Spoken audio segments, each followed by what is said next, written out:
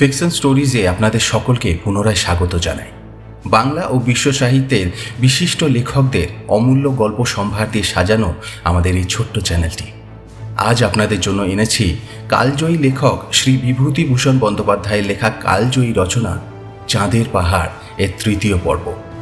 আগের পর্বগুলিতে আপনারা শুনেছেন গ্রাম বাংলার প্রতিভাবান ছেলে শঙ্কর বাবার শারীরিক অবস্থার অবনতি লক্ষ্য করে কাজের সন্ধান করার সিদ্ধান্ত নেয়।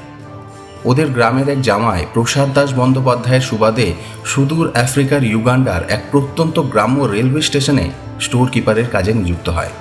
সেখানে থেকে শঙ্কর আফ্রিকার প্রাকৃতিক ও মনোরম দৃশ্যে অভিভূত হওয়ার সঙ্গে সঙ্গে এর করাল এবং প্রাণঘাতী রূপের সঙ্গেও পরিচিত হয়। আফ্রিকার বনের রাজা সিংহ ও ভয়ঙ্কর সর্প ব্ল্যাক মাম্বার মুখোমুখি হয়েও অসীম বুদ্ধি ও সাহসিকতার পরিচয় দিয়ে সে প্রাণে বেঁচে যায়। কাছাকাছি এক জলাশয়ে একদিন মাছ ধরে ফিরে আসার সময় শঙ্কর দিয়েগো অ্যালভারেজ নামক এক শীর্ণ বৃদ্ধ পর্তুগিজ প্রসপেক্টরের দেখা পায়। তাকে নিজের স্টেশন ঘরে নিয়ে এসে শঙ্কর সেবা শুশ্রূষার মাধ্যমে সারিয়ে তোলে। এরপর অ্যালভারেজের মুখে ওর পূর্ব অভিযানের কথা শুনে শঙ্করও চাঁদের পাহাড় বা রিক্টার্সভেল্ডের হীরের খনির উদ্দেশ্যে অভিযান করার সিদ্ধান্ত নেয়। অ্যালভারেজও সঙ্গে সঙ্গে রাজি হয়ে যায়। বিভিন্ন বাধা বিপত্তি কাটিয়ে ওরা ধীরে ধীরে রিক্টার্সভেল্ডের প্রধান রেঞ্জের নিচে এসে পৌঁছায়। কিন্তু এর খাড়া বিপদসংকুল দেওয়াল সোজাসুজি পার হওয়া প্রায় অসম্ভব হওয়ায় ওরা ঘুরপথে এর অপেক্ষাকৃত সমতল অংশ খুঁজতে থাকে। কদিন পরে অপেক্ষাকৃত সমতল একটা খাঁজে ওরা তাঁবু ফেলে। সেখানে এক রাত্রে শঙ্কর প্রথম তাঁবুর বাইরে রিক্টার্সভেল্ডের বিভীষিকা হীরের খনির কুখ্যাত প্রহরী বুনিপের সান্নিধ্য অনুভব করে। এক পরিচিত দুঃস্বপ্নের মতো অ্যালভারেজের জিম কাটারের মৃত্যুকালের সেই বিভৎস ঘটনা আবার মনে পড়ে যায়। ওর মুখ ভয়ে বিবর্ণ হয়ে ওঠে। শঙ্কর প্রথম নির্ভীক অ্যালভারেজের কপালে ভয়ের বলিরেখা দেখে আশ্চর্য হয়। পরদিন সকালে স্থানে স্থানে ভেজা বালির ওপর শঙ্কর কোনো এক অজানা জন্তুর পায়ে বড়সড় 3 আঙুলের ছাপ দেখে নিশ্চিত হয় এগুলি বুনিপ ছাড়া অন্য কারো নয়। সে যাত্রায় ওরা বেঁচে গেলেও কদিন পর আবার আরেক গভীর রাত্রে অ্যালভারেজ তাঁবুর বাইরে সেই একই রকমের অতি দানব জন্তুর আওয়াজ শুনতে পেয়ে তড়িঘড়ি শঙ্করকে ঘুম থেকে জাগিয়ে তোলে। এরপর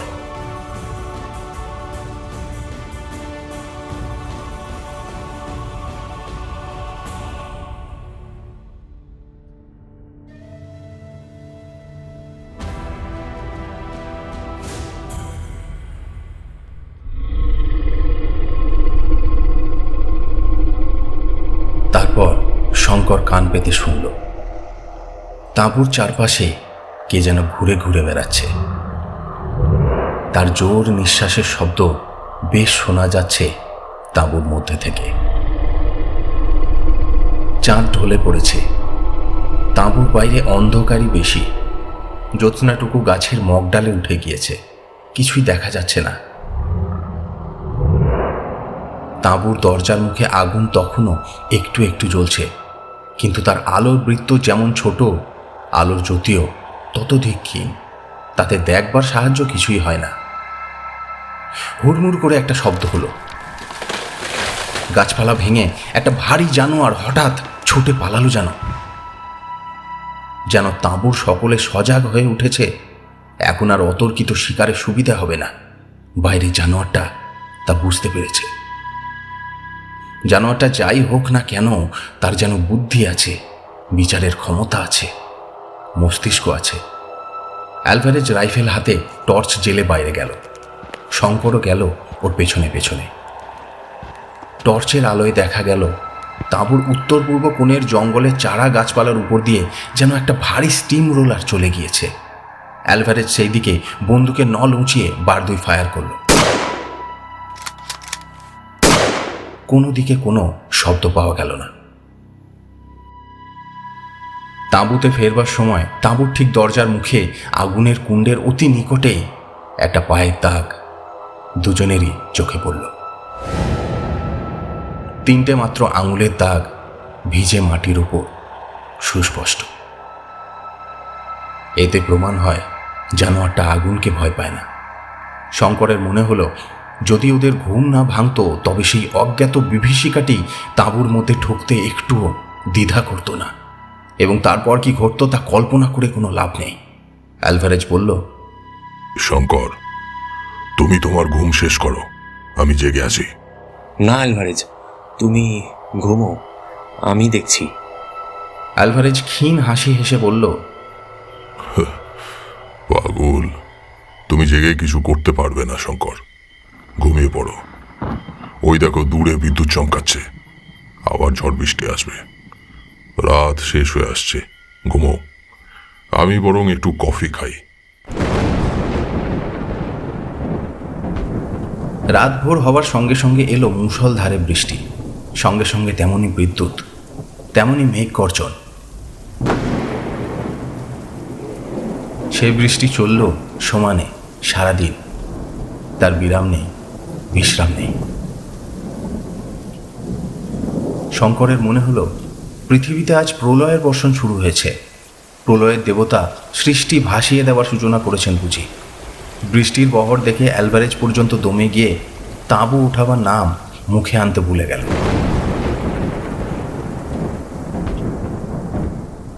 বৃষ্টি থামল যখন, তখন বিকেল 5টা। বোধহয় বৃষ্টি না থামলেই ভালো ছিল, কারণ অমনি অ্যালভারেজ চলা শুরু করবার হুকুম দিল। বাঙালি ছেলের স্বভাবতই মনে হয় এখন অবেলায় যাওয়া কেন, এত কি সময় বয়ে যাচ্ছে। কিন্তু অ্যালভারেজের কাছে দিন রাত, বর্ষা রৌদ্র, জ্যোৎস্না, অন্ধকার সব সমান। সে রাত্রে বর্ষা স্নাত বনভূমির মধ্যে দিয়ে মেঘ ভাঙা জ্যোৎস্নার আলোয় দুজনে উঠছে উঠছে। এমন সময় অ্যালভারেজ পেছন থেকে বলে উঠল, শঙ্কর, দাঁড়াও, ওই দেখো। অ্যালভারেজ ফিল্ড গ্লাস দিয়ে ফুটফুটে জ্যোৎস্নালোকে বাঁ পাশের পর্বত শিখরের দিকে চেয়ে দেখছে। শঙ্কর ওর হাত থেকে গ্লাসটা নিয়ে সেদিকে দৃষ্টি নিবদ্ধ করল। হ্যাঁ, সমতল খাঁজটা পাওয়া গিয়েছে, বেশি দূরেও নয়, মাইল 2-এর মধ্যে, বাঁ দিক ঘেঁষে। অ্যালভারেজ হাসি মুখে বলল, দেখেছো স্যাডেলটা? থামবার দরকার নেই, চলো আজ রাত্রেই স্যাডেলের ওপর পৌঁছে তাঁবু ফেলবো। শঙ্কর আর সত্যিই পারছে না। এই দুর্ধর্ষ পর্তুগিজটার সঙ্গে হীরের সন্ধানে এসে সে কি ঝকমারি না করেছে। শঙ্কর জানে অভিযানের নিয়মানুযায়ী দলপতির হুকুমের ওপর কোনো কথা বলতে নেই। এখানে অ্যালভারেজই দলপতি, তার আদেশ অমান্য করা চলবে না। কোথাও আইনে লিপিবদ্ধ না থাকলেও পৃথিবীর ইতিহাসের বড় বড় অভিযানে সবাই এই নিয়ম মেনে চলে, সেও মানবে।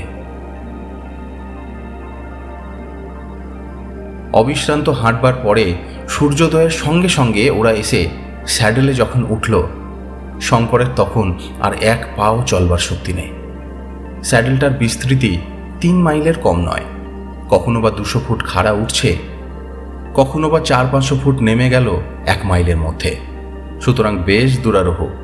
যতটুকু সমতল ততটুকু শুধুই বড় বড় বনস্পতির জঙ্গল, ইরিথ্রিনা, পেনসিয়ানা, রিঠা গাছ, বাঁশ, বন্য আদা, বিচিত্র বর্ণের অর্কিডের ফুল ডালে ডালে, বেবুন ও কলবাস বানর সর্বত্র। আরও 2 দিন ধরে ক্রমাগত নামতে নামতে ওরা রিক্টাসভেল্ড পর্বতের আসল রেঞ্জের ওপারের উপত্যকায় গিয়ে পদার্পণ করল। শঙ্করের মনে হলো এদিকে জঙ্গল যেন আরও বেশি দুর্ভেদ্য ও বিচিত্র। অ্যাটলান্টিক মহাসাগরের দিক থেকে সমুদ্র বাষ্প উঠে কতক ধাক্কা খায় পশ্চিম আফ্রিকার ক্যামেরুন পর্বতে, বাকিটা আটকায় বিশাল রিক্টাসভেল্ডের দক্ষিণ ছানুতে। সুতরাং বৃষ্টি এখানে হয় অজস্র, গাছপালার তেজও তেমনই। দিন 15 ধরে সে বিরাট অরণ্যাকীর্ণ উপত্যকার সর্বত্র দুজনে মিলে খুঁজেও অ্যালভারেজ বর্ণিত পাহাড়ি নদীর কোনো ঠিকানা বের করতে পারল না। ছোটোখাটো ঝর্ণা 2-একটা উপত্যকার উপর দিয়ে বইছে বটে, কিন্তু অ্যালভারেজ কেবলই ঘাড় নাড়ে আর বলে, এসব নয়। তোমার ম্যাপটা ভালো করে দেখলে হয় না? কিন্তু এখন দেখা যাচ্ছে যে অ্যালভারেজের ম্যাপের কোনো নিশ্চয়তা নেই। অ্যালভারেজ বলে, ম্যাপ কি হবে? আমার মনে গভীরভাবে আঁকা আছে সে নদী ও সে উপত্যকা ছবি। সে একবার দেখতে পেলেই তখনই চিনে নেব। সে জায়গায় নয়, উপত্যকায় নয়। নিরুপায়, খোঁজো তবে। 1 মাস কেটে গেল। পশ্চিম আফ্রিকায় বর্ষা নামলো মার্চ মাসের প্রথমে। সে কি ভয়ানক বর্ষা! শঙ্কর তার কিছু নমুনা পেয়ে এসেছে রিক্টার্স বেল্ট পার হবার সময়। উপত্যকা ভেসে গেল পাহাড় থেকে নানা বড় বড় পার্বত্য ঝর্ণা জলধারায়। তাঁবু ফেলবার স্থান নেই। এক রাত্রে হঠাৎ অতিবর্ষণের ফলে ওদের তাঁবুর সামনে একটা নিরীহ ক্ষীণকায়া ঝর্ণাধারা ভীম মূর্তি ধারণ করে ওদের তাঁবু ওদের শুদ্ধ ভাসিয়ে নিয়ে যাওয়ার জোগাড় করেছিল। অ্যালভারেজের সজাগ ঘুমের জন্য সে যাত্রা বিপদ কেটে গেল। কিন্তু দিন যায় তো ক্ষণ যায় না। শঙ্কর একদিন ঘোর বিপদে পড়ল জঙ্গলের মধ্যে। সে বিপদটাও বড় অদ্ভুত ধরনের। সেদিন অ্যালভারেজ রাইফেল পরিষ্কার করছিল। সেটা শেষ করে রান্না করবে কথা ছিল। শঙ্কর রাইফেল হাতে বনের মধ্যে শিকারের সন্ধানে বের হয়েছে। অ্যালভারেজ বলে দিয়েছে তাকে এ বনে খুব সতর্ক হয়ে সাবধানে চলাফেরা করতে, আর বন্দুকের ম্যাগজিনে সব সময় যেন কার্ট্রিজ ভরা থাকে। আর একটা খুব মূল্যবান উপদেশ দিয়েছে, সেটা এই যে বনের মধ্যে বেড়াবার সময় হাতের কবজিতে কম্পাস যেন সর্বদা বেঁধে নিয়ে বেরোবে, এবং যে পথ দিয়ে যাবে সে পথের ধারে গাছপালায় কোনো চিহ্ন রেখে যাবে, যাতে ফেরবার সময় সেই সব চিহ্ন ধরে আবার ঠিক ফিরতে পারে, নতুবা বিপদ অবশ্যম্ভাবী। এদিন শঙ্কর স্প্রিংবক হরিণের সন্ধানে গভীর বনে চলে গিয়েছে। সকালে বেরিয়েছিল। ঘুরে ঘুরে বড় ক্লান্ত হয়ে পড়ে এক জায়গায় একটা বড় গাছের তলায় সে একটু বিশ্রামের জন্য বসল। সেখানটাতে চারিধারেই বৃহৎ বৃহৎ বনস্পতির মেলা, আর সব গাছেই গুঁড়ি ও ডালপালা বেয়ে এক প্রকারের বড় বড় লতা উঠে তাদের ছোট ছোট পাতা দিয়ে এমনি নিবিড়ভাবে আষ্টে পিষ্টে গাছগুলোকে জড়িয়েছে যে গুঁড়ির আসল রং দেখা যায় না। কাছেই একটা ছোট্ট জলার ধারে ঝাড়ে ঝাড়ে মারিপোষা লিলি ফুটে রয়েছে। খানিকটা সেখানে বসবার পরে শঙ্করের মনে হলো তার কি একটা অস্বস্তি হচ্ছে। কি ধরনের অস্বস্তি তা সে কিছু বুঝতে পারল না, অথচ জায়গাটা ছেড়ে উঠে যাওয়ারও ইচ্ছে হলো না। সে ক্লান্ত বটে, আর জায়গাটাও বেশ আরামেরও বটে, কিন্তু এ তার কি হলো? তার সমস্ত শরীরে এত অবসাদ কোথা থেকে এলো? ম্যালেরিয়া জ্বরে ধরল নাকি? অবসাদটা কাটাবার জন্য সে পকেট হাতড়ে একটা চুরুট বার করে ধরালো। কিসের একটা মিষ্টি মিষ্টি সুগন্ধ বাতাসে। শঙ্করের বেশ ভালো লাগছে গন্ধটা। একটু পরে দেশলাইটা মাটি থেকে কুড়িয়ে পকেটে রাখতে গিয়ে মনে হলো হাতটা যেন তার নিজের নেই, যেন আর কারো হাত। তার মনের ইচ্ছায় সে হাত নড়ে না। ক্রমে তার সর্বশরীর যেন বেশ একটা আরামদায়ক অবসাদে অবশ হয়ে পড়তে চাইল। কি হবে আর বৃথা ভ্রমণে, আলে আর পিছু পিছু বৃথা ছুটে? এইরকম বনের ঘন ছায়ায় নিভৃত লতা বিতানে অলস স্বপ্নে জীবনটা কাটিয়ে দেওয়ার চেয়ে সুখ আর কি আছে? একবার তার মনে হলো এই বেলা উঠে তাঁবুতে যাওয়া যাক, নতুবা আর কোনো একটা বিপদ ঘটবে যেন। একবার সে উঠবার চেষ্টাও করতে গেল, কিন্তু পরক্ষণেই তার দেহ মনব্যাপী অবসাদের জয় হলো। অবসাদ নয়, যেন একটা মৃদুমধুর নেশার আনন্দ। সমস্ত জগৎ তার কাছে তুচ্ছ। সে নেশাটাই তার সারা দেহ অবশ করে আনছে ক্রমশ। শঙ্কর গাছের শিকড়ে মাথা দিয়ে ভালো করেই শুয়ে পড়ল। বড় বড় কটন উড গাছের ডালের শাখায় আলো ছায়ায় রেখা অস্পষ্ট। কাছেই কোথাও বন্য পেচকের ধ্বনি অনেকক্ষণ থেকে শোনা যাচ্ছিল। ক্রমে যেন তা ক্ষীণ থেকে ক্ষীণতর হয়ে আসছে। তারপরে কি হলো শঙ্কর আর কিছু জানে না।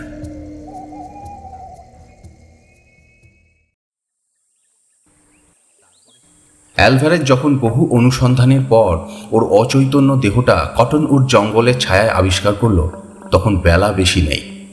প্রথমটা অ্যালভারেজ মনে ভাবল এ নিশ্চয়ই সর্পাঘাত, কিন্তু দেহটা পরীক্ষা করে সর্পাঘাতের কোনো লক্ষণ দেখা গেল না। হঠাৎ মাথার ওপরকার ডালপালা ও চারিধারে গাছপালার দিকে নজর পড়তেই অভিজ্ঞ ভ্রমণকারী অ্যালভারেজ ব্যাপারটা সব বুঝতে পারল। সেখানটাতে সর্বত্র অতি মারাত্মক বিষলতার বন, পয়জন আইভি। যার রসে আফ্রিকার অসভ্য মানুষেরা তীরের ফলা ডুবিয়ে নেয়, যার বাতাস এমনই বেশ সুগন্ধ বহন করে, কিন্তু নিঃশ্বাসের সঙ্গে বেশি মাত্রায় গ্রহণ করলে অনেক সময় পক্ষাঘাত পর্যন্ত হতে পারে। মৃত্যু ঘটাও আশ্চর্য নয়। তাঁবুতে এসে শঙ্কর 2-3 দিন শয্যাগত রইল। সর্বশরীর ফুলে ঢোল, মাথা যেন ফেটে যাচ্ছে, আর সর্বদাই তৃষ্ণায় গলা কাঠ। অ্যালভারেজ বলল, যদি তোমাকে সারা রাত ওখানে থাকতে হতো তাহলে সকালবেলা তোমাকে বাঁচানো কঠিন হতো। একদিন একটা ঝর্ণা জলধারায় বালুময় তীরে শঙ্কর হলদে রঙের কি একটা দেখতে পেল। অ্যালভারেজ পাকা প্রসপেক্টর, সে এসে বালি ধুয়ে সোনার রেনু বের করল, কিন্তু তাতে সে বিশেষ উৎসাহিত হলো না। সোনার পরিমাণ এত কম যে মজুরি পোষাবে না। 1 টন বালি ধুয়ে আউন্স 3 সোনা পাওয়া যেতে পারে। শঙ্কর বলল, বসে থেকে লাভ কি? তবু যা সোনা পাওয়া যায়, 3 আউন্স সোনার দামও তো কম নয়। সে যেটাকে অত্যন্ত অদ্ভুত জিনিস বলে মনে করেছে, অভিজ্ঞ প্রসপেক্টর অ্যালভারেজের কাছে সেটা কিছুই নয়। তাছাড়া শঙ্করের মজুরির ধারণার সঙ্গে অ্যালভারেজের মজুরির ধারণা মিল খায় না। শেষ পর্যন্ত ও কাজ শঙ্করকে ছেড়েই দিতে হলো। ইতিমধ্যে ওরা মাসখানেক ধরে জঙ্গলের নানা অঞ্চলে বেড়ালো। আজ এখানে 2 দিন তাঁবু পাতে, সেখান থেকে আরেক জায়গায় উঠে যায়, সেখানে কিছুদিন তন্ন তন্ন করে চারিধার দেখবার পরে আরেক জায়গায় উঠে যায়। সেদিন অরণ্যের একটা স্থানে ওরা নতুন পৌঁছে তাঁবু পেতেছে। শঙ্কর বন্দুক নিয়ে 2-1টা পাখি শিকার করে সন্ধ্যায় তাঁবুতে ফিরে এসে দেখল অ্যালভারেজ বসে চুরুট টানছে। তার মুখ দেখে মনে হলো সে উদ্বিগ্ন ও চিন্তিত। শঙ্কর বলল, আমি বলি, অ্যালভারেজ, তুমি যখন বার করতে পারলে না, তখন চলো ফিরি। নদীটা তো উড়ে যায়নি। এই বন পর্বতের কোনো না কোনো অঞ্চলে সেটা নিশ্চয়ই আছে। আচ্ছা, তবে আমরা বার করতে পারছি না কেন? আমাদের খোঁজা ঠিকমতো হচ্ছে না। বলো কি অ্যালভারেজ? 6 মাস ধরে জঙ্গল চষে বেড়াচ্ছি, আবার কাকে খোঁজা বলে?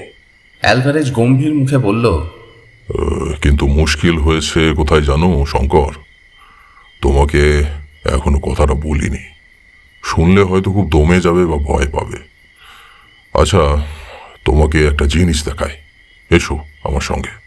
শঙ্কর অধীর আগ্রহ ও কৌতূহলের সঙ্গে ওর পেছনে পেছনে চলল। ব্যাপারটা কি? অ্যালভারেজ একটু দূরে গিয়ে একটা বড় গাছের তলায় দাঁড়িয়ে বলল, শঙ্কর, আমরা আজই এখানে এসে তাঁবু পেতেছি, ঠিক তো? এ কথার আবার মানে কি? হ্যাঁ, আজই তো এখানে এসেছি, নাকি আবার আগে কখনো এসেছি? আচ্ছা, এই গাছের গুঁড়ির কাছে সরে এসে দেখো তো।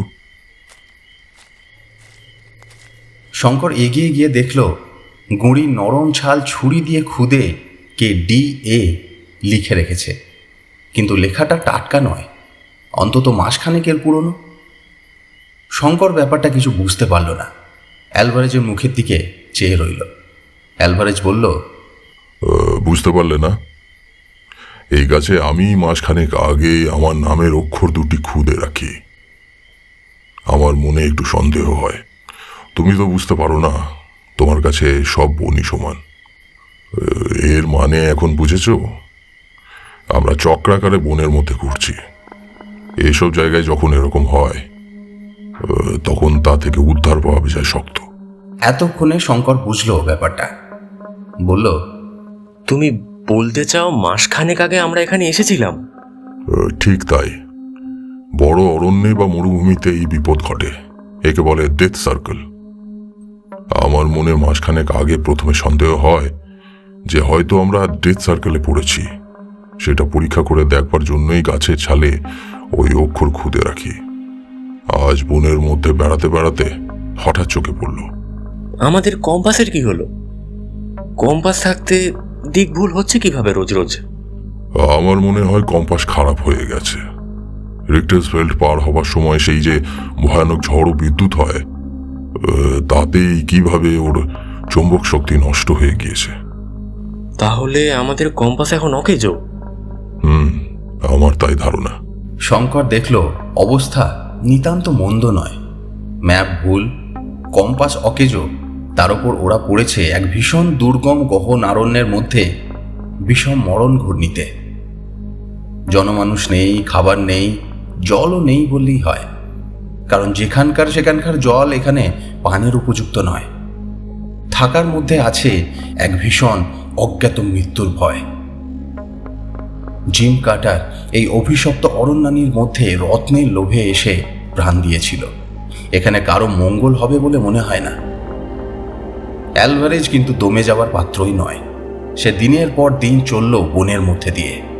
বনের কোনো কুল কিনারা পায় না শঙ্কর। আগে যাও বা ছিল, ঘূর্ণিপাকে তারা ঘুরছে শোনা অবধি শঙ্করের দিক সম্বন্ধে জ্ঞান একেবারে লোপ পেয়েছে। দিন তিনেক পরে ওরা একটি জায়গায় এসে উপস্থিত হলো যেখানে রিক্টাসভেল্ডের একটি শাখা আসল পর্বতমালার সঙ্গে সমকোণ করে উত্তর দিকে লম্বালম্বি হয়ে আছে। খুব কম হলেও সেটা 4000 ফুট উঁচু।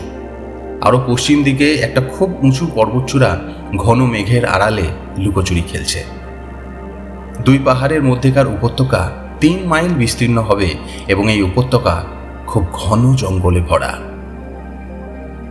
বনে গাছপালার যেন 3-4টে থাক।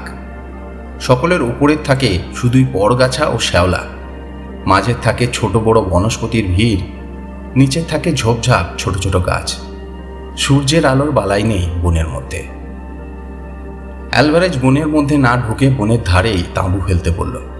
সন্ধ্যার সময় ওরা কফি খেতে খেতে পরামর্শ করতে বসলো যে এখন কি করা যাবে। খাবার একদম ফুরিয়েছে, চিনি অনেক দিন থেকেই নেই। সম্প্রতি দেখা যাচ্ছে আর 2-1 দিন পরে কফিও শেষ হবে।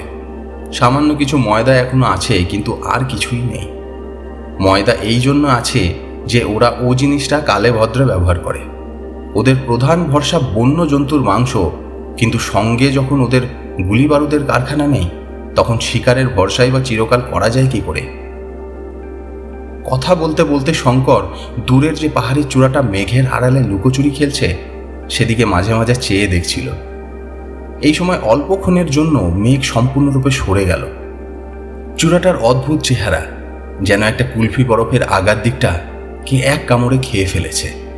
অ্যালভারেজ বলল, এখান থেকে দক্ষিণ পূর্ব দিকে বুলাওয়ে কি সলসবেরি 400 থেকে 500 মাইলের মধ্যে। মধ্যে 1.5 মাইল মরুভূমি। পশ্চিম দিকে উপকূল 300 মাইলের মধ্যে বটে, কিন্তু পর্তুগিজ পশ্চিম আফ্রিকা অতি ভীষণ দুর্গম জঙ্গলে ভরা। সুতরাং সেদিকের কথা বাদ দাও। এখন আমাদের উপায় হচ্ছে, হয় তুমি নয় আমি সলসবেরি কি বুলাওয়ে চলে গিয়ে টোটা ও খাবার কিনে আনি। কম্পাসও চাই। অ্যালভারেজের মুখের এই কথাটা বড় শুভক্ষণে শঙ্কর শুনেছিল। দৈব মানুষের জীবনে যে কত কাজ করে তা মানুষে কি সবসময় বোঝে? দৈবক্রমে বুলাওয়ে ও সলসবেরি দুটো শহরের নাম, তাদের অবস্থানের দিক ও এই জায়গাটা থেকে তাদের আনুমানিক দূরত্ব শঙ্করের কানে গেল। এরপর যে কতবার মনে মনে অ্যালভারেজকে ধন্যবাদ দিয়েছিল ওই নাম দুটো বলবার জন্য। কথাবার্তা সেদিন বেশি অগ্রসর হলো না। দুজনেই পরিশ্রান্ত ছিল। সকাল সকাল শয্যা আশ্রয় করল।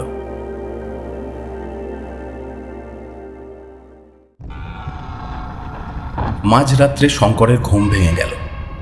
কি একটা শব্দ হচ্ছে ঘন বনের মধ্যে।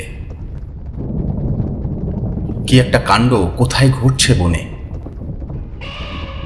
অ্যালভারেজও বিছানায় উঠে বসেছে। দুজনেই কান খাড়া করে শুনল। বড় অদ্ভুত ব্যাপার। কি হচ্ছে বাইরে?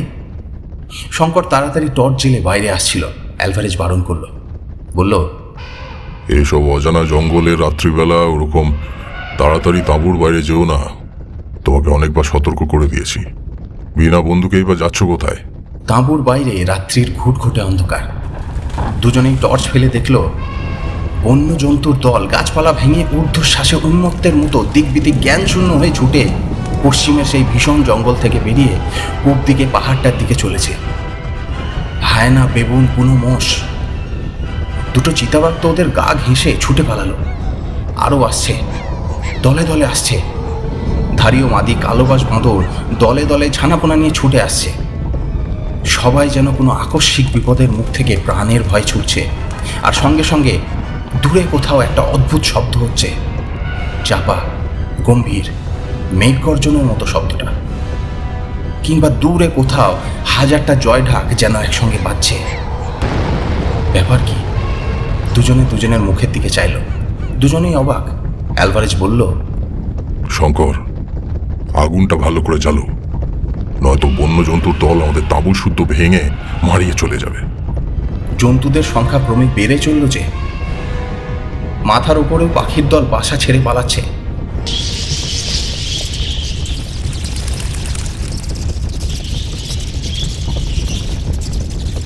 প্রকাণ্ড একটা স্প্রিংবক হরিণের দল ওদের 10 গজের মধ্যে এসে পড়ল। কিন্তু ওরা দুজনে তখন এমন হতভম্ব হয়ে গিয়েছে ব্যাপার দেখে যে এত কাছে পেয়েও গুলি করতে ভুলে গেল। এমন ধরনের দৃশ্য ওরা জীবনে কখনো দেখেনি। শঙ্কর অ্যালভারেজকে কি একটা জিজ্ঞেস করতে যাবে, তারপরেই প্রলয় ঘটল। অন্তত শঙ্করের তো তাই মনে হলো। সমস্ত পৃথিবীটা দুলে এমন কেঁপে উঠল যে ওরা দুজনেই টলে পড়ে গেল মাটিতে। সঙ্গে সঙ্গে হাজারটা বাজ যেন নিকটেই কোথায় পড়ল। মাটি যেন চিড়ে ফেড়ে গেল, আকাশটাও যেন সেই সঙ্গে ফাটল।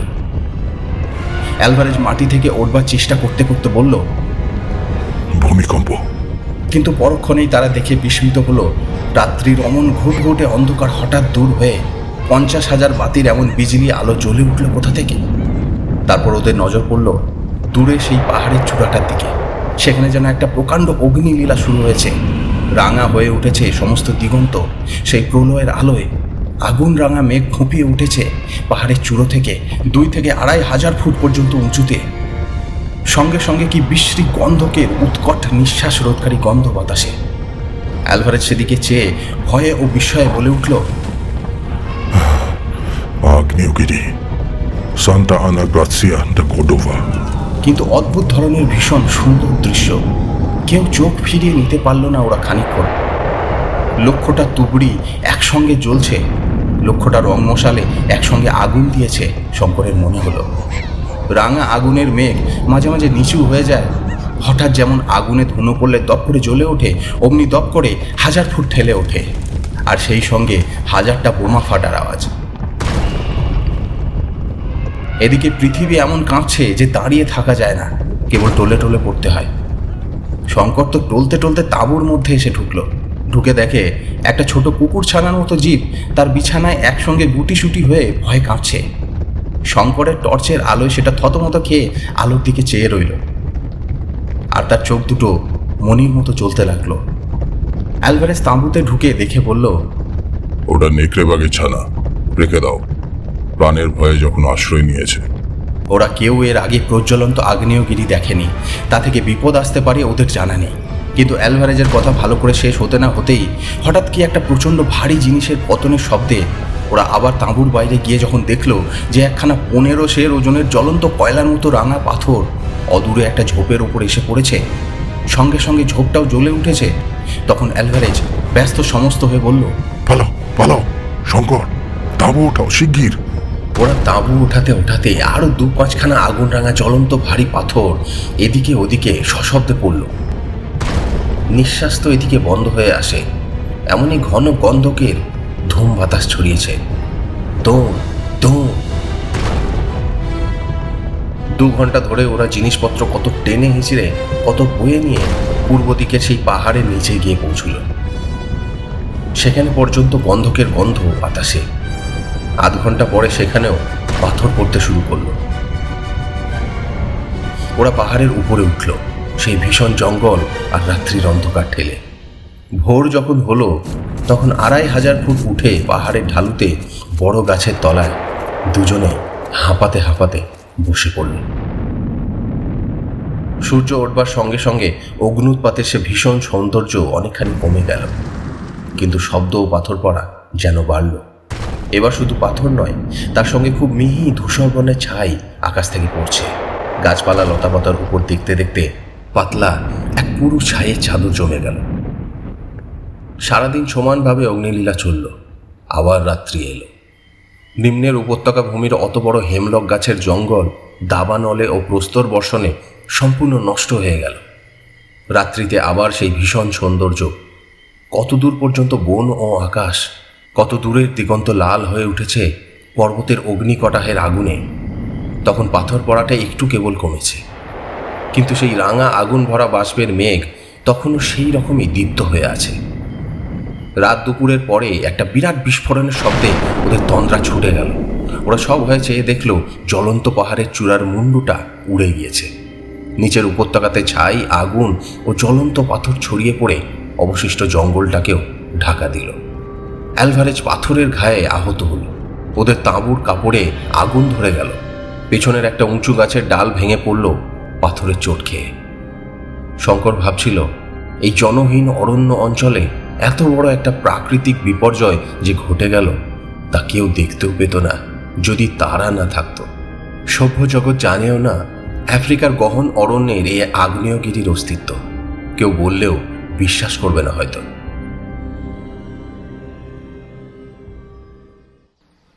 সকালে বেশ স্পষ্ট দেখা গেল মোমবাতি হাওয়ার মুখে জ্বলে গেলে যেমন মাথার দিকে অসমান খাঁজের সৃষ্টি করে, পাহাড়ের চূড়াটার তেমনই চেহারা হয়েছে। কুলপি বরফটাতে ঠিক যেন কে আরেকটা কামড় বসিয়েছে। অ্যালভারেজ ম্যাপ দেখে বলল, এটা আগ্নেয়গিরি বলে ম্যাপে দেওয়া নেই। সম্ভবত বহু বছর পরে এর প্রথম অগ্নুৎপাত। কিন্তু এর যে নাম ম্যাপে দেওয়া আছে তা খুব অর্থপূর্ণ।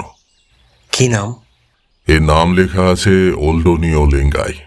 প্রাচীন জুলু ভাষায় এর মানে অগ্নিদেবের শয্যা। নামটা দেখে মনে হয় এই অঞ্চলের প্রাচীন লোকদের কাছে এই পাহাড়ের আগ্নেয় প্রকৃতি অজ্ঞাত ছিল না। বোধহয় তারপর 200 বছর কিংবা তারও বেশিকাল এটা চুপচাপ ছিল। ভারতবর্ষের ছেলে শঙ্করের দুই হাত আপনা আপনি প্রণামের ভঙ্গিতে ললাট স্পর্শ করল। প্রণাম হে রুদ্রদেব, প্রণাম।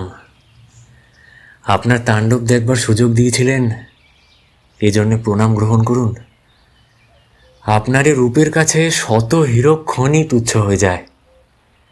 আমার সমস্ত কষ্ট সার্থক হলো। আগ্নেয় পর্বতের অত কাছে বাস করা অ্যালভারেজ উচিত বিবেচনা করল না। ওল্ডোনিও লেঙ্গাই পাহাড়ের ধুমায়িত শিখর দেশের সান্নিধ্য পরিত্যাগ করে তারা আরও পশ্চিম ঘেঁষে চলতে লাগলো।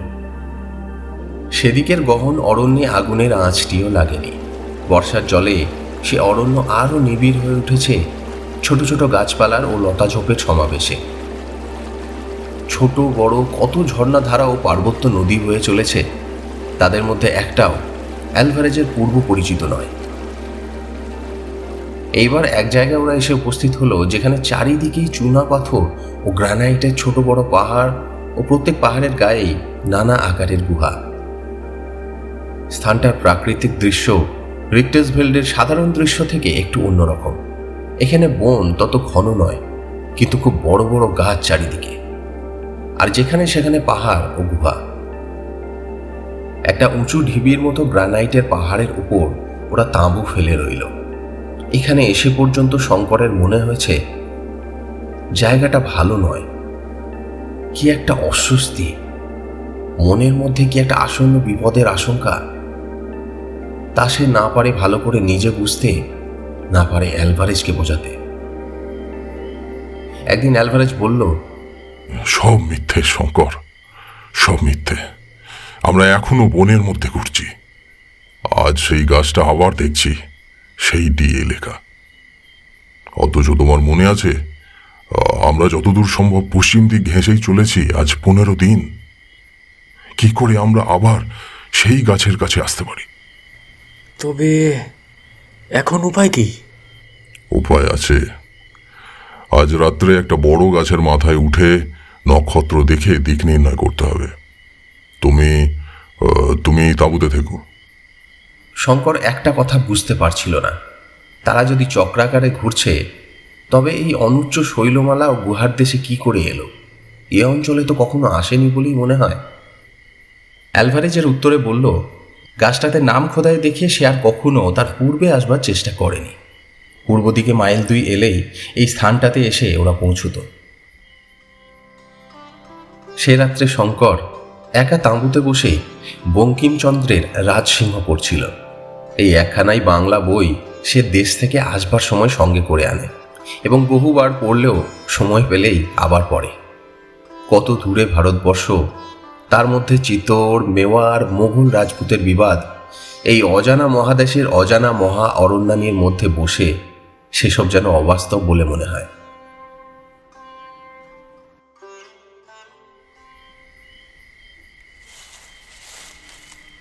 তাঁবুর বাইরে হঠাৎ যেন পায়ের শব্দ পাওয়া গেল। শঙ্কর প্রথমটা ভাবল অ্যালভারেজ গাছ থেকে নেমে ফিরে আসছে বোধহয়, কিন্তু পরক্ষণেই তার মনে হলো এ মানুষের স্বাভাবিক পায়ের শব্দ নয়। কেউ দু পায়ে থলে জড়িয়ে খুঁড়িয়ে খুঁড়িয়ে মাটিতে পা ঘষে ঘষে টেনে টেনে চললে যেন এমন ধরনের শব্দ হওয়া সম্ভব। অ্যালভারেজের উইনচেস্টার রিপিটারটা হাতের কাছেই ছিল, ও সেটা তাঁবুর দরজার দিকে বাগিয়ে বসল। বাইরে পদশব্দটা একবার থেমে গেল, পরেই আবার তাঁবুর দক্ষিণ পাশ থেকে বাঁ দিকে এলো। একটা কোনো বড় প্রাণীর যেন ঘন ঘন নিঃশ্বাসের শব্দ পাওয়া গেল, ঠিক যেমন পর্বত পার হওয়ার সময় এক রাত্রে ঘটেছিল, ঠিক এই রকমই। শঙ্কর একটু ভয় পেয়ে সংযম হারিয়ে ফেলে রাইফেল ছুড়ে বসল। একবার, দুবার, সঙ্গে সঙ্গে মিনিট দুই পরে দূরের গাছের মাথা থেকে প্রত্যুত্তরে দুবার রিভলভারের আওয়াজ পাওয়া গেল। অ্যালভারেজ মনে ভেবেছে শঙ্করের কোনো বিপদ উপস্থিত, নতুবা রাত্রে খামোখা বন্দুক ছুড়বে কেন? বোধহয় সে তাড়াতাড়ি নেমেই আসছে। এদিকে চারিদিক থেকে বন্দুকের আওয়াজে জানোয়ারটা বোধহয় পালিয়েছে, আর তার সারা শব্দ নেই। শঙ্কর টর্চ জেলে তাঁবুর বাইরে এসে ভাবল অ্যালভারেজকে সংকেতে গাছ থেকে নামতে বারণ করবে। এমন সময় কিছু দূরে বনের মধ্যে হঠাৎ আবার দুবার পিস্তলের আওয়াজ, এবং সেই সঙ্গে একটা অস্পষ্ট চিৎকার শুনতে পাওয়া গেল।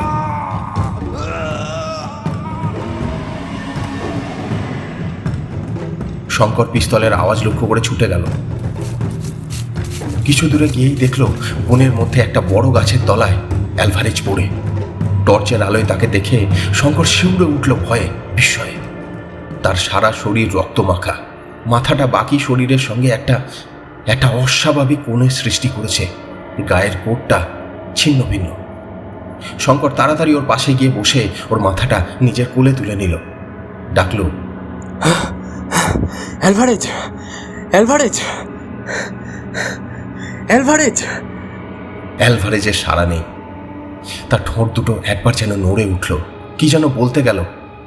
সে শঙ্করের দিকে চেয়েই আছে, অথচ সে চোখে যেন দৃষ্টি নেই, অথবা কেমন যেন নিষ্পৃহ উদাস দৃষ্টি। শঙ্কর ওকে বয়ে তাঁবুতে নিয়ে এলো, মুখে জল দিল। তারপর গায়ের কোটটা খুলতে গিয়ে দেখে গলার নিচে কাঁধের দিকে খানিকটা জায়গায় মাংস কে যেন ছিঁড়ে নিয়েছে। সারা পিঠটারও সেই অবস্থা। কোনো এক অসাধারণ বলশালী জন্তু তীক্ষ্ণ ধার নখে বা দাঁতে পিঠখানা চিড়ে ফালা ফালা করেছে। পাশেই নরম মাটিতে কোনো জন্তুর পায়ের দাগ, 3টে মাত্র আঙুল সেই পায়ে। সারা রাত্রি সেইভাবেই কাটল। অ্যালভারেজের কোনো সাড়া নেই, সংজ্ঞা নেই।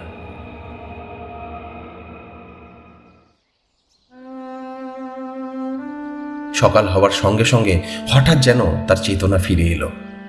শঙ্করের দিকে বিস্ময়ের ও অচেনার দৃষ্টিতে চেয়ে দেখল, যেন এর আগে সে কখনো শঙ্করকে দেখেনি। তারপরে আবার চোখ বুজল। দুপুরের পর খুব সম্ভবত নিজের মাতৃভাষায় কি সব বকতে শুরু করল। শঙ্কর এক বর্ণও বুঝতে পারল না। বিকেলের দিকে সে হঠাৎ শঙ্করের দিকে চাইল। চাইবার সঙ্গে সঙ্গে শঙ্করের মনে হলো সে ওকে চিনতে পেরেছে। এইবার ইংরেজিতে বলল, শঙ্কর, এখনো বসে আছো? তাও ওঠাও, চলো যাই। তারপর অপ্রকৃতিস্থের মতো নির্দেশহীন ভঙ্গিতে হাত তুলে বলল, রাজার ঐশ্বর্য লুকোনো রয়েছে ওই পাহাড়ির গুহার মধ্যে। তুমি দেখতে পাচ্ছ না?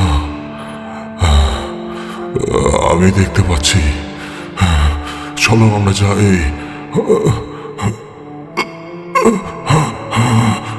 চলো আমরা যাই। তাবু ওঠাও, দেরি করো না, চলো। এই অ্যালভারেজের শেষ কথা। তারপর কতক্ষণ শঙ্কর স্তব্ধ হয়ে বসে রইল। সন্ধ্যা হলো। একটু একটু করে সমগ্র বনানী ঘন অন্ধকারে ডুবে গেল। শঙ্করের তখন চমক ভাঙল। সে তাড়াতাড়ি উঠে আগে আগুন জ্বালল, তারপর দুটো রাইফেলের টোটা ভরে তাঁবুর দোরের দিকে বন্দুকের নল বাগিয়ে অ্যালভারেজের মৃতদেহের পাশে একখানা শতরঞ্জির উপর বসে রইল। তারপর সেই রাত্রে আবার নামল তেমনি ভীষণ বর্ষা। তাঁবুর কাপড় ফুঁড়ে জল পড়ে জিনিসপত্র ভিজে গেল। শঙ্কর তখন কিন্তু এমন হয়ে গিয়েছে যে তার কোনো দিকে দৃষ্টি নেই। এই কমাসে সে অ্যালভারেজকে সত্যিই ভালোবেসেছিল। তার নির্ভীকতা, তার সংকল্পে অটলতা, তার পরিশ্রম করবার অসাধারণ শক্তি, তার বীরত্ব শঙ্করকে মুগ্ধ করেছিল। সে অ্যালভারেজকে নিজের পিতার মতো ভালোবাসত। অ্যালভারেজও তাকে তেমনই স্নেহের চোখেই দেখত। কিন্তু এসবের চেয়েও শঙ্করের মনে হচ্ছে বেশি যে অ্যালভারেজ মারা গেল শেষকালে সেই অজ্ঞাত জানোয়ারটারই হাতে, ঠিক জিম কার্টারের মতোই। রাত্রি গভীর হওয়ার সঙ্গে সঙ্গে ক্রমে তার মন ভয়ে আকুল হয়ে উঠল। সম্মুখে ভীষণ অজানা মৃত্যুদূত, ঘোর রহস্যময় তার অস্তিত্ব। কখন সে আসবে, কখন বা যাবে, কেউ তার সন্ধান দিতে পারবে না। ঘুমে ঢুলে না পড়ে শঙ্কর মনের বলে জেগে বসে রইল সারা রাত। ওহ, সে কি ভীষণ রাত্রি! যতদিন বেঁচে থাকবে ততদিন এই রাত্রির কথা সে ভুলবে না। গাছে গাছে, ডালে ডালে, হাজার ধারায় বৃষ্টি পতনের শব্দে ও এক টানা ঝড়ের শব্দে অরণ্যানীর অন্য সকল নৈশ শব্দকে আজ ডুবিয়ে দিয়েছে। পাহাড়ের উপর বড় বড় গাছ মরমর করে ভেঙে পড়ছে। এই ভয়ঙ্কর রাত্রিতে সে একা এই ভীষণ অরণ্যানীর মধ্যে। কালো গাছের গুঁড়িগুলো যেন প্রেতের মতো দেখাচ্ছে। অত বড় বৃষ্টিতেও জোনাকির ঝাঁক চলছে। সম্মুখে বন্ধুর মৃতদেহ। ভয় পেলে চলবে না, সাহস আনতেই হবে মনে, নতুবা ভয়েই সে মারা যাবে। সাহস আনবার প্রাণপণ চেষ্টায় সে রাইফেল দুটির দিকে মনোযোগ নিবদ্ধ করল। একটা উইনচেস্টার, একটি ম্যানলিকা, দুটোরই ম্যাগাজিনে টোটা ভর্তি। এমন কোনো শরীরধারী জীব নেই যে এই দুই শক্তিশালী অতি ভয়ানক মারণাস্ত্রকে উপেক্ষা করে আজ রাত্রে অক্ষত দেহে তাঁবুতে ঢুকতে পারে। ভয় ও বিপদ মানুষকে সাহসী করে। শঙ্কর সারা রাত সজাগ পাহারা দিল।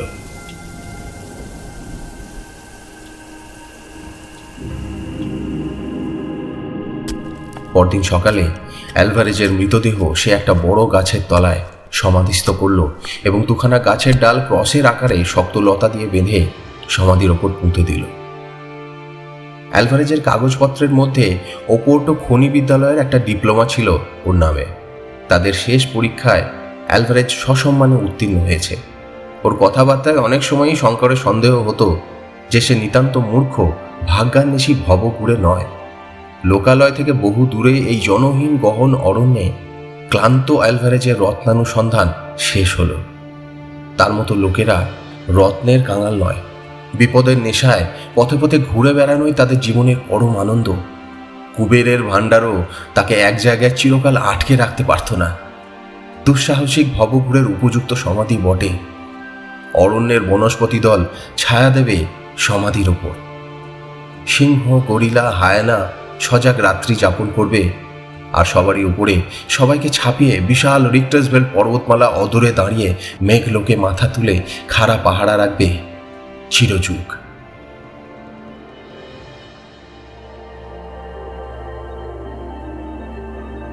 সেদিন সে রাত্রিও কেটে গেল। শঙ্কর এখন দুঃসাহসে মরিয়া হয়ে উঠেছে।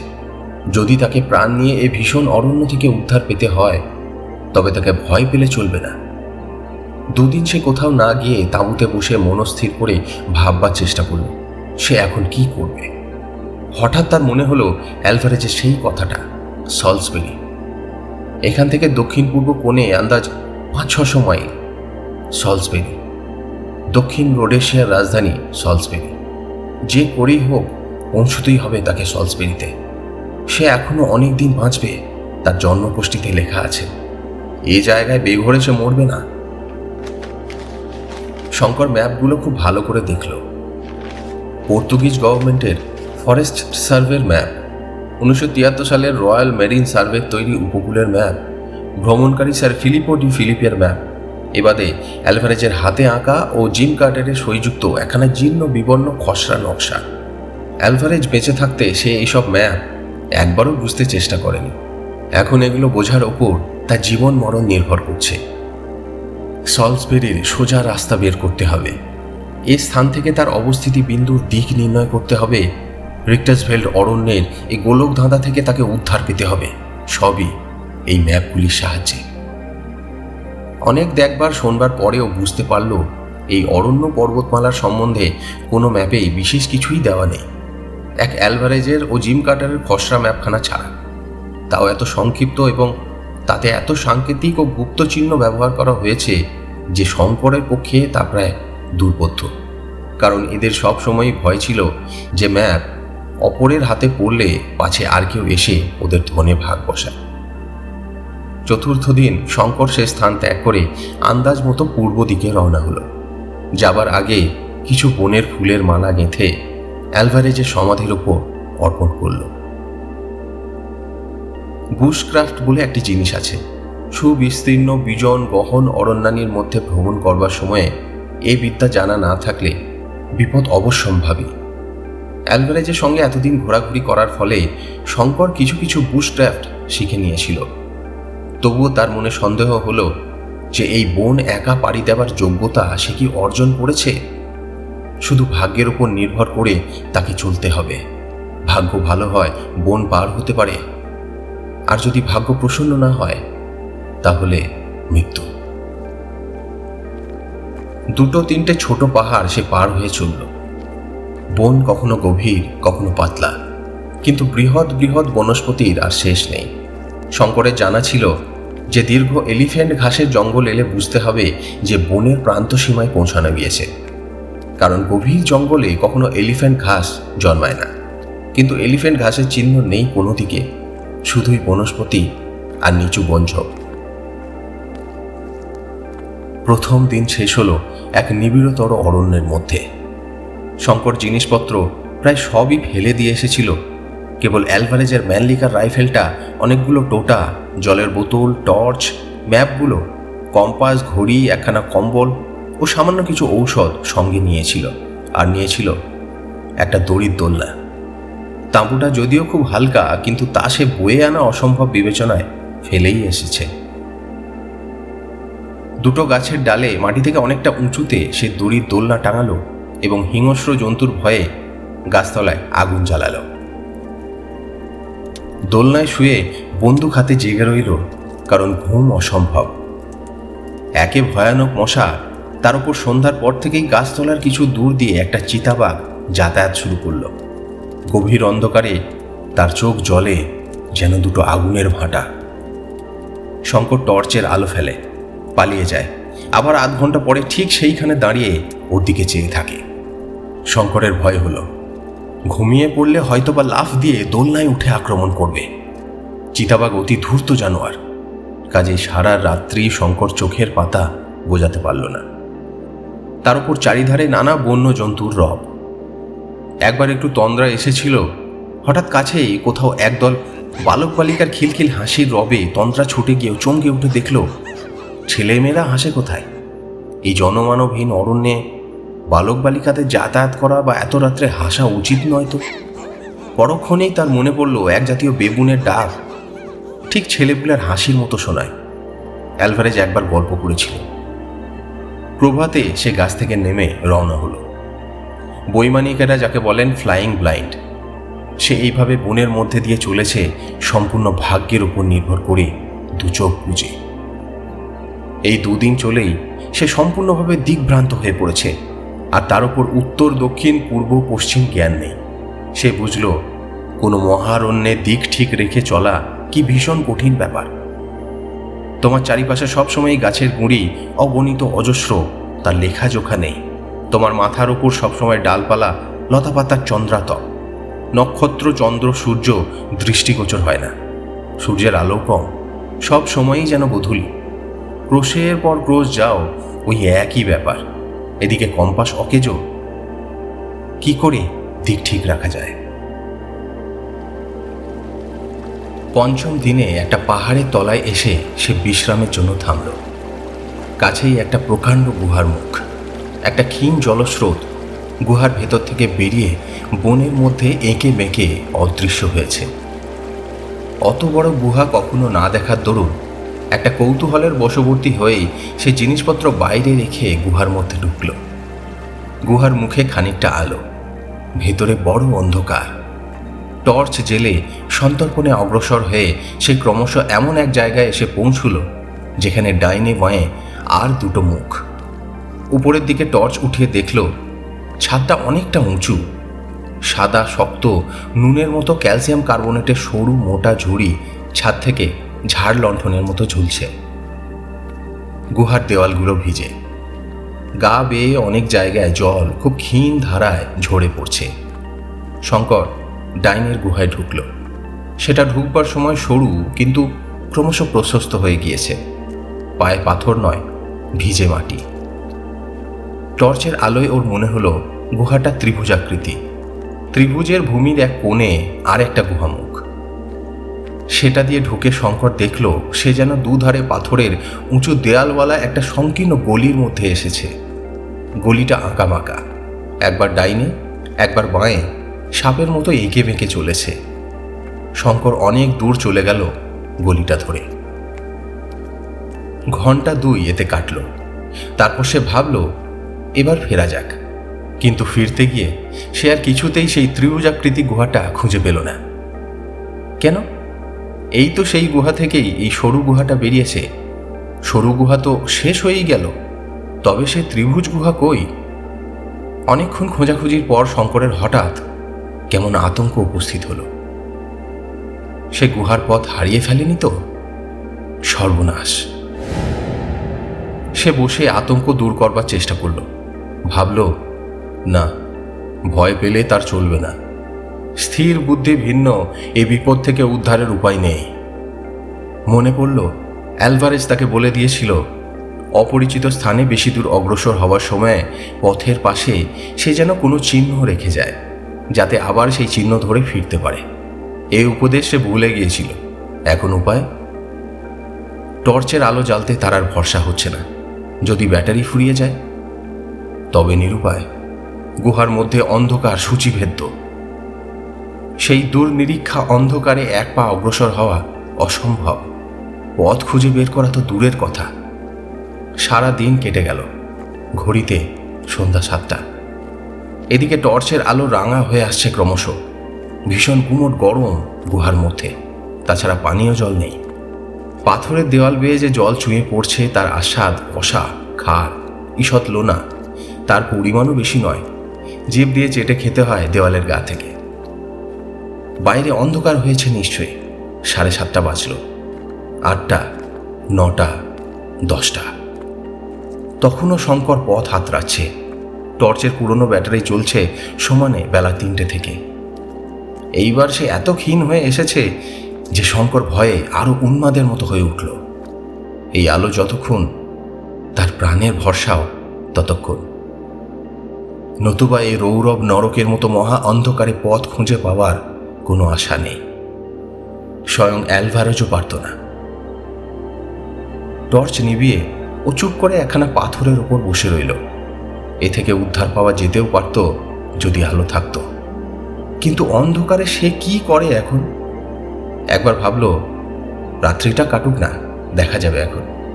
পরক্ষণেই মনে হলো তাতে আর কি সুবিধা হবে, এখানে দিন রাত্রি সমান।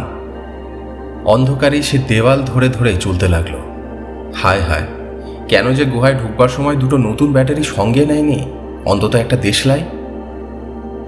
ঘড়ি হিসাবে সকাল হলো। গুহার চির অন্ধকারে আলো জ্বলল না। ক্ষুধা তৃষ্ণায় শরীর অবসন্ন হয়ে আসছে ওর। বোধহয় এই গুহার অন্ধকারের সমাধি অদৃষ্টে লেখা আছে, দিনের আলো আর দেখতে হবে না। অ্যালভারেজের বলি গ্রহণ করে আফ্রিকার রক্ত তৃষ্ণা মেটেনি, তাকেও চাই।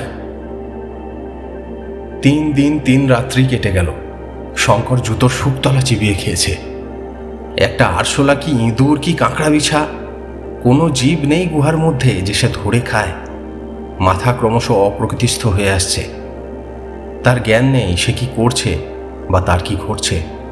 কেবল এইটুকু মাত্র জ্ঞান রয়েছে যে তাকে এ গুহা থেকে যে করেই হোক বেরোতেই হবে, দিনের আলোর মুখ দেখতেই হবে। তাই সে অবসন্ন নির্জীব দেহ অন্ধকারে হাতড়ে হাতড়েই বেড়াচ্ছে। মরণের পূর্ব মুহূর্ত পর্যন্ত ওই রকমই হাতড়াবে। একবার সে অবসন্ন দেহে ঘুমিয়ে পড়ল। কতক্ষণ পরে সে জেগে উঠল তা সে জানে না। দিন রাত্রি ঘন্টা দণ্ড পল মুছে গিয়েছে এই ঘোর অন্ধকারে। হয়তোবা তার চোখ দৃষ্টিহীন হয়ে পড়েছে, কে জানে। ঘুমাবার পরে সে যেন একটু বল পেল, আবার উঠল, আবার চলল। অ্যালভারেজের শিষ্য সে, নিশ্চেষ্টভাবে হাত পা কোলে করে বসে কখনোই মরবে না। সে পথ খুঁজবে খুঁজবে যতক্ষণ বেঁচে আছে। আশ্চর্য, সেই নদীটাই বা কোথায় গেল? গুহার মধ্যে গোলক ধাঁধায় ঘোরবার সময়ে জলধারাকে সে কোথায় হারিয়ে ফেলেছে? নদী দেখতে পেলে হয়তো উদ্ধার পাওয়াও যেতে পারে, কারণ তার এক মুখ যেদিকেই থাক, একটা মুখ আছে গুহার বাইরে। কিন্তু নদী তো দূরের কথা, একটা অতি ক্ষীণ জলধারার সঙ্গেও আজ 3 দিন পরিচয় নেই।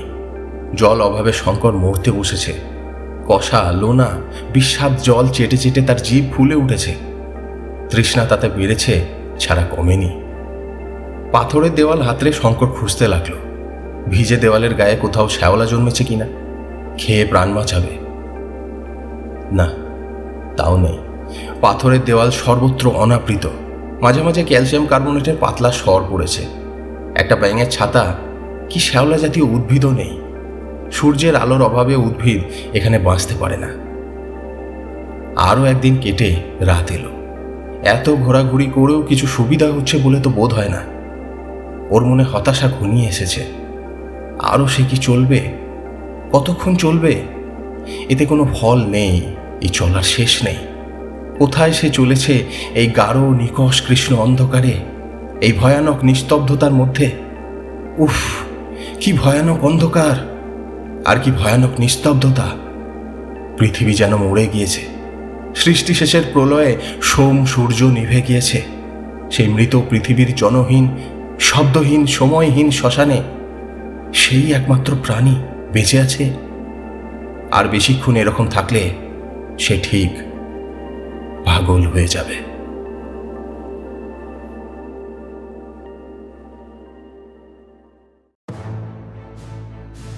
শুনছিলেন কালজয়ী লেখক শ্রী বিভূতিভূষণ বন্দ্যোপাধ্যায়ের লেখা কালজয়ী রচনা চাঁদের পাহাড় এর 3য় পর্ব।